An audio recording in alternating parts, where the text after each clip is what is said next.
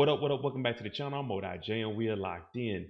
Detective Burke, you've seen the thumbnail. She solved the case. Unfortunately, Detective Howard unalived her, and no one's ever going to find out about it unless her father, Patrick, goes and says something. Now, I'm trying something different with this channel and what I'm going to do with this clip. So hopefully it goes through and maybe we'll be able to hear a little bit of what actually happened. So before we jump into this and break down Detective Burke, if you like power content, breakdowns, theories, and predictions like this, then hit your subscribe button and turn your notification bell so you get something every time I upload. I'm on that road to 45,000 subscribers, so each and every one of you, I appreciate you. And if you don't see this video at 100 likes, hit that like button for me. Now, Detective Burke gave us a lot of clues. I know people have been asking questions. Mo, what do you think about this? Where's the paperwork here? But we got confirmation from Detective Burke before she left the power universe. So let's jump into it. This is Detective Burke. Solve the case. You the heir to this throne, Kanan, and it's waiting for you, if you want it. I don't know what you think you know, and I really don't care because it don't matter. But I want to help you, Burke. I think I can help save your job. Back when she was still in high school, Raquel Thomas was your informant. At some point, you started sleeping together, which, because of her age, was a crime in and of itself, but quite frankly, that's the least of your crimes here. You found out Kanan was your kid. But I do know it was Kanan who shot you in the park that night. Let's say you are right about some of this shit. Not saying you are, but for the hell of it. You had Sam killed. And if you did that, who knows what else you could have done? Who knows? As you heard from Detective Burke herself, she does confirm to us that Raquel was an informant, that Kanan is his son, and that Malcolm killed Sam and knew everything that was going on behind the scenes. So I don't need any paperwork because we know that Detective Burke seen everything, and that's one reason why Malcolm went ahead and took her out. Now, leading up to that, Detective Burke was suspended. So there is a paper trail of her saying that this is what's been going on with Detective Howard. Now, the reason I made this video is because we want to know, with Detective Burke solving this case, is any of this going to come back to Howard, Raquel, or Kanan? Because who all knows about her going after Malcolm Howard? Captain, the union rep, her lawyer, and also her father. Remember, Patrick told her she was hard-headed. She shouldn't be following Malcolm's trail. So where are we going to go from here? Is the investigation going to become a cold case? Or is someone going to do a little bit of digging and Patrick, Burke's father, start asking questions? Howard was covering his tracks, but sometimes when people do too much talking, what did he do? Hey, Captain, Detective Burke is a good employee, a good detective. She just got to get out of her own way. Well, Captain suspended her because at this moment it's heated. There's a war going on outside, so all of his superiors are coming down on him. Pause. Malcolm, he committed this crime, this murder, on top of Sam's murder, on top of messing around with Raquel, on top of being Kanan's father. You see what I'm saying? Patrick, her father, has heard everything that she said about Howard. Now, the reason I keep bringing up her father is because he knows his daughter more than anybody else. And I'm pretty sure he's not going to think that his daughter would commit suicide over something this minute.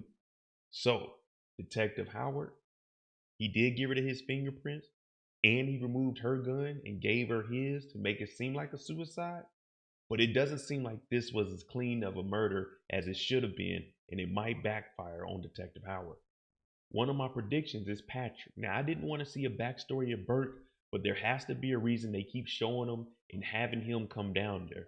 Remember, when she got suspended, they notified him first to let him know out of courtesy because Patrick was a hero. Now, some people were saying he may have been a dirty cop. Me, I'm looking at it as he was a hero. He did his time, and they're always going to reach out to him because they were looking out for his daughter.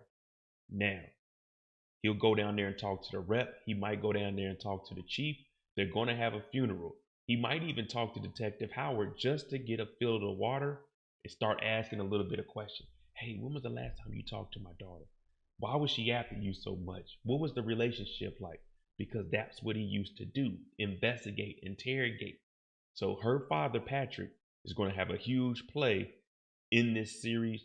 I just don't know how and put my finger on what is he actually going to do when it comes to Detective Howard. Again, Captain, the lawyer, the union rep, and her dad all know about her going after Malcolm.